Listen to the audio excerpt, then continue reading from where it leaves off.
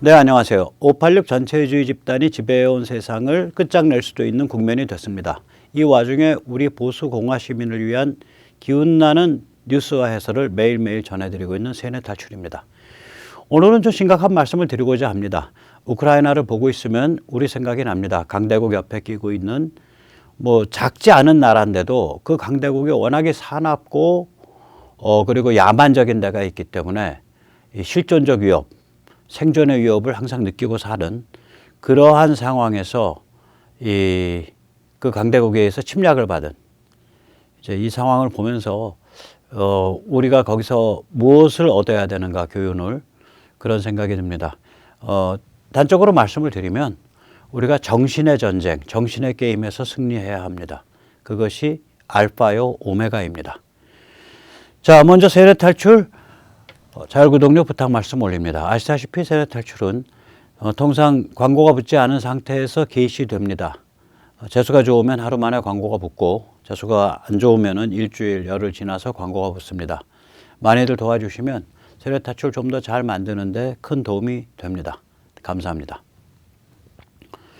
이 미국의 이제 이 초강대국 지정학에 관해서 아주 현실주의적인 분석을 하는 그 현실 정치를 이제 레알 폴리틱이라 그러죠. 보통 레알 폴리틱은 사실은 국내 정치에 사용하는 말인데 저는 그냥 이 국제 정치 IR이라고 보통 합니다. 국제 정치는 International Relationship, 국제 관계를 보통 IR이라 그러는데 이 IR 분야에서 그냥 그 단어를 땡겨다 썼습니다. 초강대국 지정학을 굉장히 현실주의적으로 분석을 하는 거장 중에 거장입니다. 시카고대 교수 존 미얼샤이머.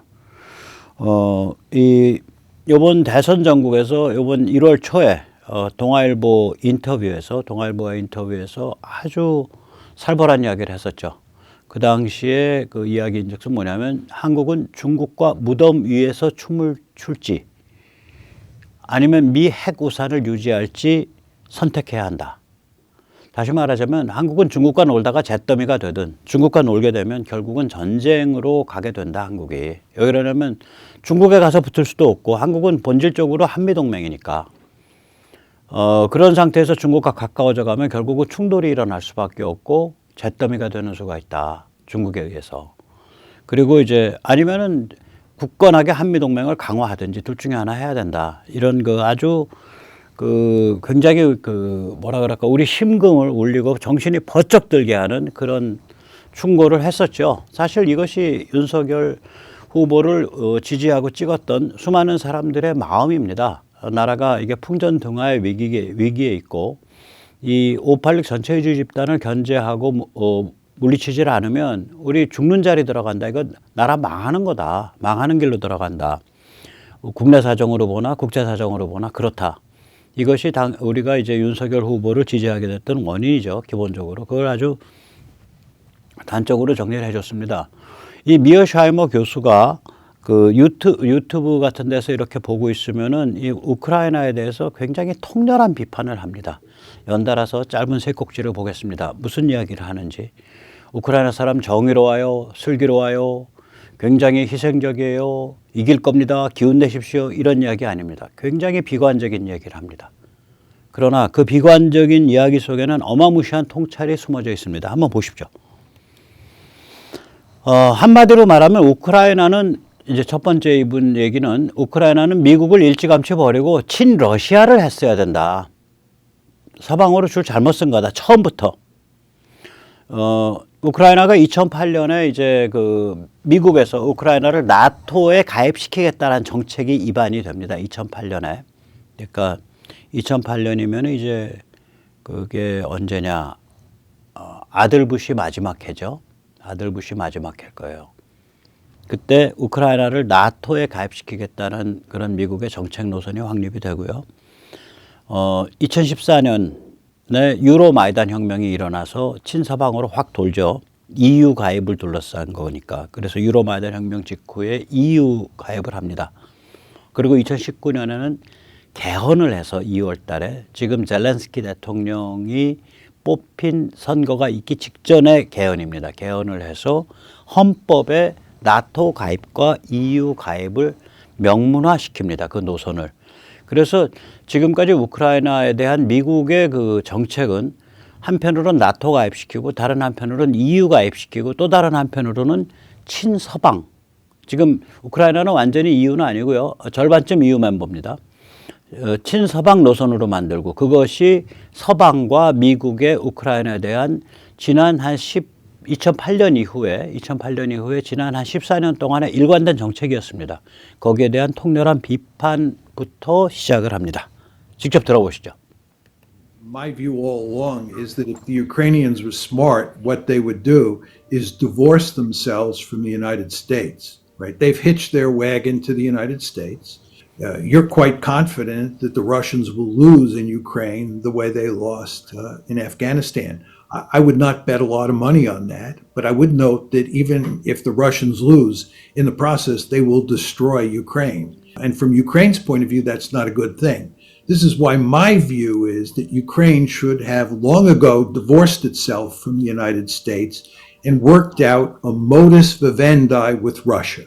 My view is if you're a reasonably small power in the international system and you live next door to a guerrilla, you have to go to great lengths to accommodate that guerrilla. And the last thing you want to do is poke that guerrilla in the eye, because the guerrilla will do great damage to you and it probably will never forget. I don't know if you're old enough to remember. 제가 이제 너무 길어서 그 다음은 잘라버렸는데 맹수 같은 초강대국은 한 번 일어난 일을 망각하는 법이 없습니다. 저 하면서 예를 뭐를 드냐. 1962년 쿠바 미사일 위기를 예를 들어요. 1962년 쿠바 미사일 위기 이후로 지금 60년이 지나도록 미국이 쿠바를 안 풀어주고 있다. 베트남 같은 경우에는 베트남과 관계를 상당히 좋게 가져가는 이유가 베트남이 반중 노선이기 때문에 좋게 가져가는 겁니다. 중국을 견제하기 위해서. 쿠바는 그럴 뭐 지정학적인 다른 이유가 없으니까 60년 지나도록 안 풀어준다 이거예요. 쿠바. 이 초강대국 제국의 그 정책이라는 거는 이렇게 그 시간 축성해서 기억력이 좋다 이거죠. 한번 우크라이나에 대해서 저거 손 봐야겠는데 저거 완전히 말려 죽여야겠는데라고 그런 식으로 한번 그게 박히면은 그거 절대 안 바뀐다 이런 얘기까지 해요 이 사람이. 그 한국에 대한 얘기와는 전혀 다른 얘기를 하고 있죠.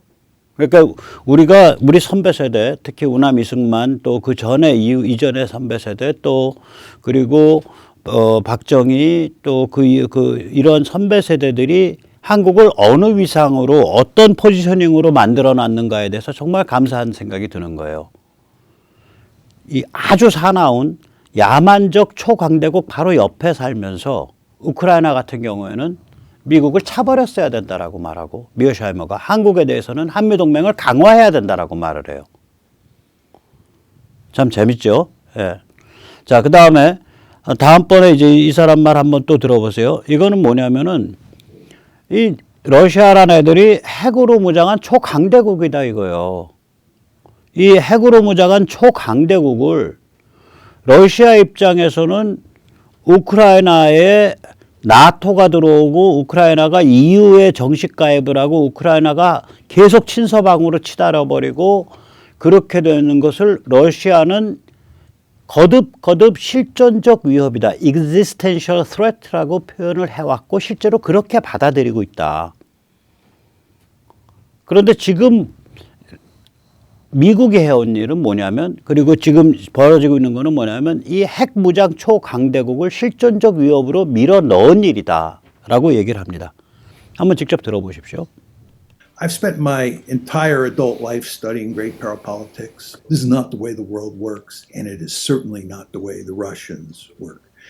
You want to understand, going back to what I said about the April 2008 decision, the Russians said at the time, this is an existential threat. This is an existential threat. So even before the current war and Ukraine becoming part of NATO was viewed as an existential threat. Now you're talking about a situation where you defeat the Russians in Ukraine. This is a much worse outcome for the Russians than what happened in April 2008 and a much worse outcome than what happened in February 2014. And the Russians are not going to roll over and play dead. In fact, what the Russians are going to do is they're going to crush the Ukrainians. They're going to bring out the big guns. They're going to turn places like Kiev and other cities in Ukraine into rubble. So again, if we start winning and the Russians start losing, you want to understand that what we're talking about doing here is backing a nuclear-armed great power. 예, 굉장히 위험한 게임이다 이거예요. 우크라이나가 그냥 맥없이 자빠져가지고 러시아에 평정당해버리면 차라리 위기가 컨트롤 되는데 우크라이나가 저렇게 저항을 계속하면서 저게 계속 이어지면 우크라이나 폐허로 만들어버릴 거다. 러시아 절대로 안 물러날 거다. 왜냐? 러시아는 저거를 실존적 위협으로 받아들이고 있기 때문이다. 그리고 거기다가 러시아가 패퇴하는 상황까지 와. 그러면은 결국은 이거는 핵 강대국을 실존적 위협 속으로 몰아넣은 것밖에는 더 되냐. 이제 이런 얘기를 하고 있는 거예요. 굉장히 현실주의적인 얘기입니다. 레알폴리틱, 현실 정치 얘기입니다. 그러니까 우리가 보는 계속 이제 서방 미국의 빅미디어 중심의 뉴스를 보면 계속해서 우크라이나 사람들 잘 버틴다, 이제 물리칠 수 있을 것 같다, 뭐 이런 뉘앙스를 풍기는데 그럴수록 더 위험해진다라는 거예요. 이 사람 얘기는. 그런 상황이 될수록. 그리고 더 참혹해질 거다. 참 야만적이고 폭력적인 초강대국 바로 옆구리에서 살아간다는 게 무슨 의미인지 정말 우리가 생각해 봐야 합니다. 이게 진짜 아주 기막힌 얘기인데 미국은 결국 불장난한 거다.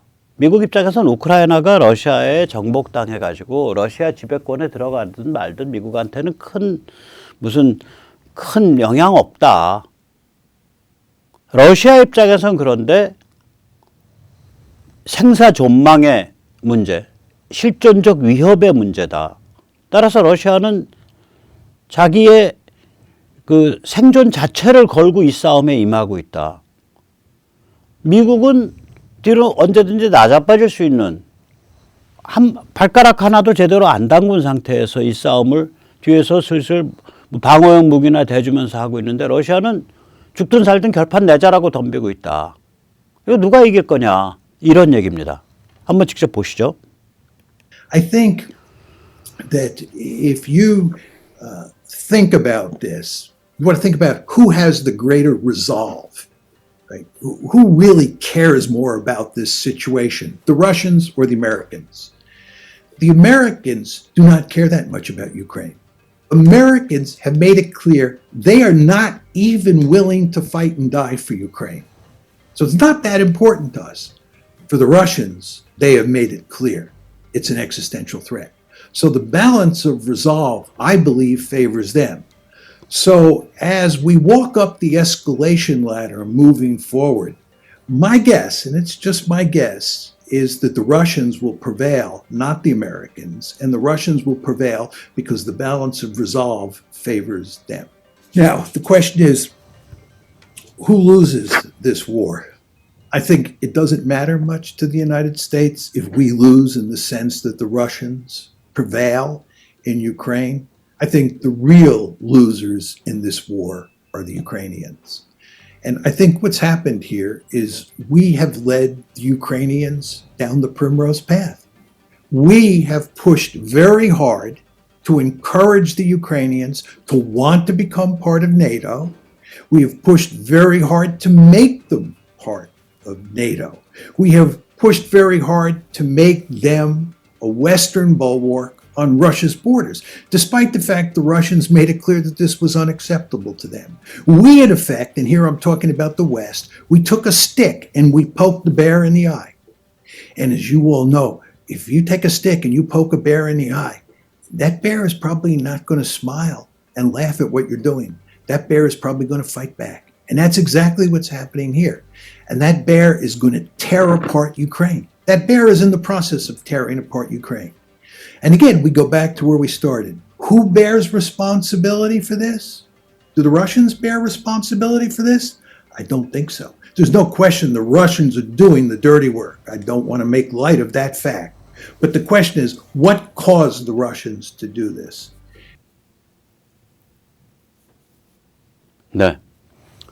거의 뭐 무슨 뭐 러시아 학자 같잖아요. 근데 아니죠. 대한민국에 대한 저 사람의 처방은 뭐냐면 당신들 한미동맹 강화하지 않으면 중국이랑 나중에 이상하게 엮여가지고 여기서 전쟁 터지고 살벌해지는 수 있어. 당신들 그냥 여기 잿더미 되는 수 있어, 한반도가. 그런 말을 했어요. 한반도, 한국에 대해서는. 그런 사람이 우크라이나에 대해서는 뭐냐면 저거 미국이 불장난한 거야.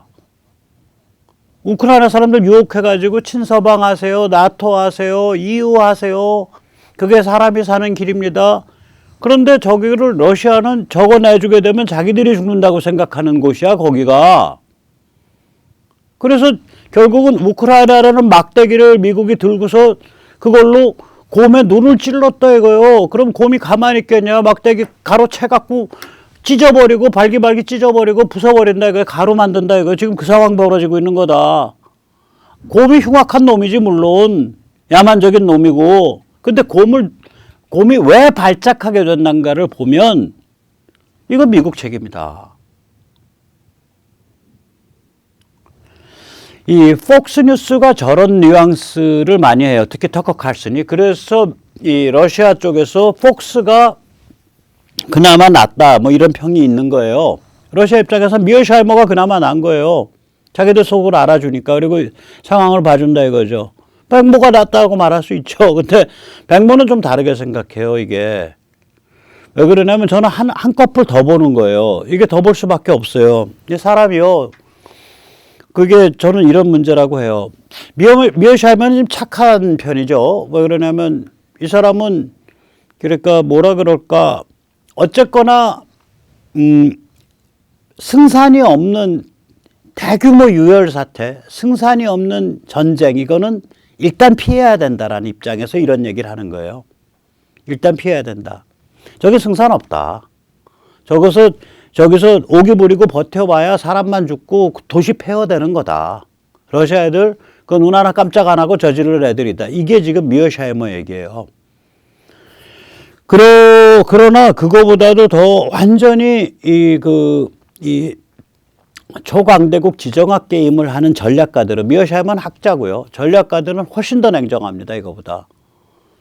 그 사람들은 야, 그거 뭐 우리가 죽냐? 우크라이나 애들 죽지. 그 저기 방어무기 슬슬 대줘. 그리고 러시아 저기 완전히 저기 출혈 일으켜가지고 완전히 그 bleed them white to death. 피 빼서 빈혈로 하얗게 질려서 죽도록 만들어 보자. 뭐 이런 생각할 수 있는 거예요. 전략가들은. 이 냉전의 설계자 조지 캐넌을 보면 우리가 그런 이 전략가들이 얼마나 으스스한지 알 수가 있습니다. 이 사람이요. 1945년도 가을 1946년 초에 남한 단독 정부 수립을 찬성한 몇 명 안 되는 브레인 중에 하나입니다. 국무부 브레인 중에. 그리고 6.25가 발발했을 때 즉각 개입해야 된다라고 주장한 사람입니다. 그런데 1950년 겨울에 1950년 12월에 중공군이 개입을 하니까 어떤 입장을 취하냐. 미군 철수하세요. 거기 그 대한민국 버리세요. 그러면 이 한반도가 중공과 소련 사이에 고깃덩어리가 돼서 중공과 소련이 중소 분쟁이 일어나는 계기가 될 겁니다. 즉 한반도를 중공과 소련 사이에 분쟁을 일으키는 고깃덩어리로 던져라 라고 얘기를 해요. 이 사람들 계산은 이런 사람들이에요. 이 지정학적 전략가들은. 무시무시합니다. 이 조지 캐논의 계보를 잇는 게 이제 막 키신저죠. 이 키신저는 제가 이제 모택동과 키신저 만난 1970년경이죠. 저 뒤에 가운데 있는 사람이 주울레죠. 키신저는 월남전 패배를 앞두고 중국과 소련 사이에 쐐기받기를 해야겠다. 중국을 미국 편으로 끌어들여서 이 생각을 한 거예요. 그래서 모택동 만났을 때 또 주운내 만났을 때 그 비망록 같은 거 보면 뭐 명시적으로 그런 얘기를 안 하는데 그 어감이 이런 어감이에요. 그런 것들이 있어요. 그러니까 거기 뭐 저기 당신들 말이야, 저기 박정희라고 그 군인 출신들 그니 지배하는 그 대한민국 때문에 좀 골 아픈데 뭐 우리가 거기에 그렇게 반드시 뭐 집착하는 건 아니야. 우리 꼭 남한에 집착하지는 않아. 뭐 이런 그 뉘앙스들을 가끔씩 풍겨요. 그러니까 남한은 포기할 수도 있다라는 식의 암시를 준다고요. 그래서 대한민국 입장에서는 당시 70년, 71년 요때가 72년 요때가 뭐냐면 오일 쇼크와 더불어 최대의 국가 존망의 위기가 왔을 때입니다. 아니 중공이라는 건 우리의 철천지 원수인데 6.25의 3년 동안 2년 반을 중공이랑 싸운 거거든요. 2년 반도 넘죠. 왜 그러냐. 2년 반이죠. 아무리 짧게 봐도. 왜 그러냐면 9월 달에 인천 상륙작전 이후에 11월 정도까지 북한의 인민군이 전면적으로 붕괴해 버립니다. 그럼 그해 12월부터는 우리가 어디랑 싸운 건데? 중공군이랑 싸운 거예요. 2년 반을. 실제 전선 자체는 51년 한 4, 5월이면은 교착이 되는데 지금 우리 휴전선 비슷한 상태가 되죠. 그런데 스탈린이 양보를 안 해요. 스탈린 입장이 지금 미국 입장이랑 비슷해요. 바이든 입장이랑. 야, 그거 뭐 우리 소련군 죽냐? 거기 지금 소모되고 있는 무기, 모택동이가 총알 한 발값까지 나중에 우리한테 다 갚기로 했어. 그냥 차관이야. 그 중공군 애들한테 무기 주고 대포 주고 포탄 주고 해서 싸우라 그래. 그러다 보면 뭐 미국이 국내 여론도 악화되고 하면서 뭔가 찬스가 있겠지. 그래서 언제 휴전이 되냐? 스탈린 죽고 나서 휴전돼요. 스탈린이 1953년도 5월인가 4월에 죽거든요. 그리고 바로 휴전돼요. 몇 달 만에. 미군 죽냐? 아니잖아. 아까 미어샤이머 얘기하잖아요. 미군은 명확해요. 원칙이. 우리 그 전쟁 수위 높일 뜻 없어. 우리 거기 나토군이나 미군 들어갈 뜻 없어. 우크라이나 사람들은 잘 싸우네. 잘 싸워. 우리 제블린 많이 주고 우리 무슨 뭐 미사일 많이 방어용 미사일 많이 주고 스팅어 많이 줄게. 열심히 싸우세요. 열심히 싸우세요. 영웅적이시네. 그리고 팔짱 끼고 뒤에 있는 거예요. 내가 죽냐? 우리 사람들 죽냐? 하고 팔짱 끼고 뒤에 있는 거예요. 이게 지금 그거랑 똑같은 거예요. 이게 스탈린 전략이랑. 근데 그러니까 이게 공산계든 아니면 서방이든 이 국제 전략가들, 그 초강대국 이 지정학 전략가들이 이렇게 냉정하고 무서운 사람들이에요. 여러분 큰 게임을 가지고 디자인을 하니까 이게 뭐 사람들의 한 지역의 사람들 죽어나가고 안 죽고 뭐 이건 눈에도 안 보여요. 이게 지구 전체를 두고서 게임을 뛰는 거라. 살벌한 거죠. 자, 그러니까 그 당시에 박정희 대통령이 유신을 가게 돼요. 그래서 유신을 설명을 할 때, 그거는 중화공업화를 완성하고 경제를 발전시키기 위한 어떤 특단의 노력이었습니다. 그런 주장을 이제 주로 하는 사람들이 조갑재 선생류하고 유석춘 씨, 연대의 유석춘 교수, 이런 분들이 그런 얘기인데 저는 전혀 동의 안 해요. 유신의 가장 핵심적인 이유는 국가 위기입니다. 국가 존망의 위기예요. 국가가 계속 생존할 수 있냐라는 위기입니다. 그거는 이 미중 화해입니다. 그러니까 이 핑퐁 외교, 주계장막을 걷어내고 중소 분쟁을 일으키기 위해서 미국과 중국이 가까워져 간 거. 그 다음에 오일 쇼크. 이 두 가지가 겹치면서 한국이 망할 자리, 그러니까 나라가 망해야 될 자리에 들어선 거예요. 그것이 저는 유신의 이유라고 생각을 합니다. 유신을 비판하는 좌파들이 왜 이 얘기를 안 하죠? 좌파들은 유신은 악이니까. 유신이 왜 그렇게 나왔는지 얘기를 안 하죠. 그러면, 보수나 우파가 그 얘기 해야 되잖아요. 보수 우파 중에 이 얘기 하는 거요? 제 기억엔 저 하나밖에 없어요. 이제는 좀 생겼을지 몰라요. 저는 몇 년 전부터 그 얘기를 했거든요. 이 유석춘 교수나 조갑재 씨는 제가 보기에는 경제 결정론 물질주의자들이에요. 굉장히 천박한 거예요. 제 관점에서 보면. 그게 그렇게 쉬운 일 아니에요. 유신은 그거보다 훨씬 깊습니다. 이 국제정세 보지 않으면은 유신 안 보여요, 그거. 자, 그래서 이 미어샤이머는 이 착한 편에 들어가요. 이런 전략가들에 비하면. 그러나 이 미어샤이머든 뭐 이런 전략가들이든 간에 이런 그 초강대국 그 슈퍼파워의 지정학에 관한 이 현실 정치적 그 관찰하는 사람들의 맹점이 있다고 저는 봐요. 뭐냐면은 초강대국 슈퍼파워의 물질적 힘을 최우선으로 생각을 하죠.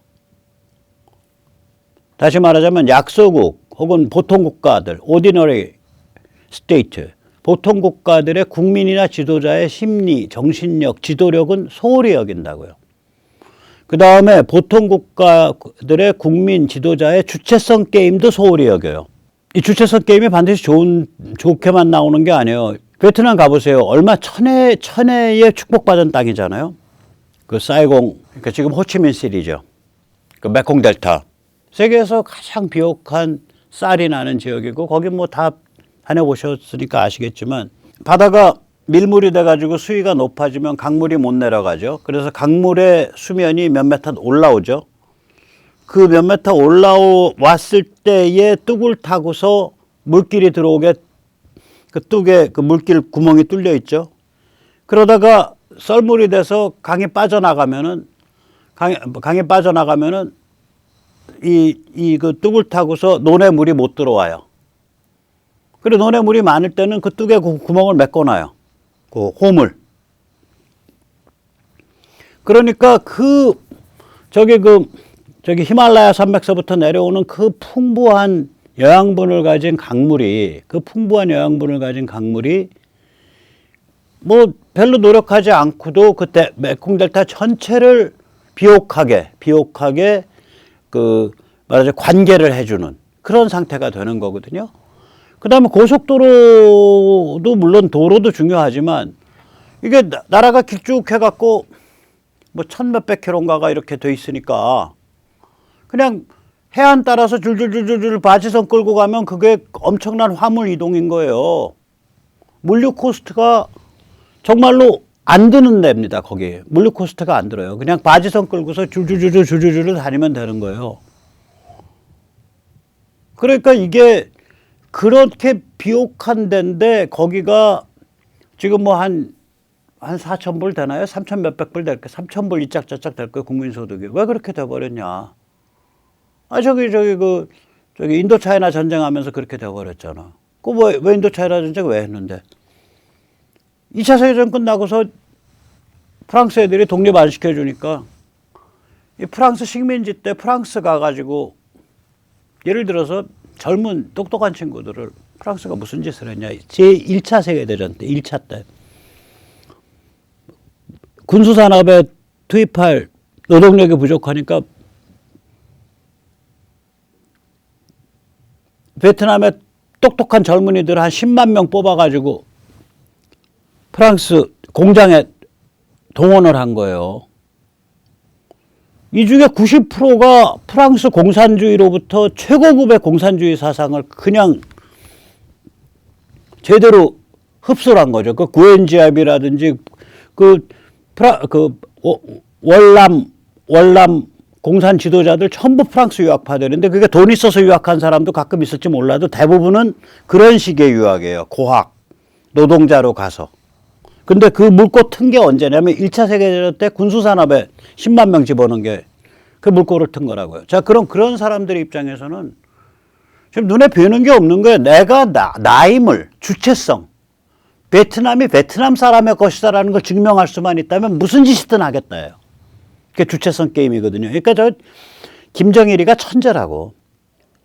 저게 천재예요. 악마적 천재예요. 주체 사상, 그 주체가 저런 뜻을 가져요. 현대 문명이 인간을 그런 식으로 만든다고요. 내가 나임을 증명할 수 있다면 무슨 짓이라도 하겠다. 민족도 그렇게 되죠. 우리가 우리 힘을 증명할 수만 있다면 무슨 짓이든 할 수 있다. 얼마가 죽어도 상관없다. 무슨 대가를 치러도 상관없다. 지금 그런 식으로 가고 있는 거예요. 우크라이나가 어떤 면에선.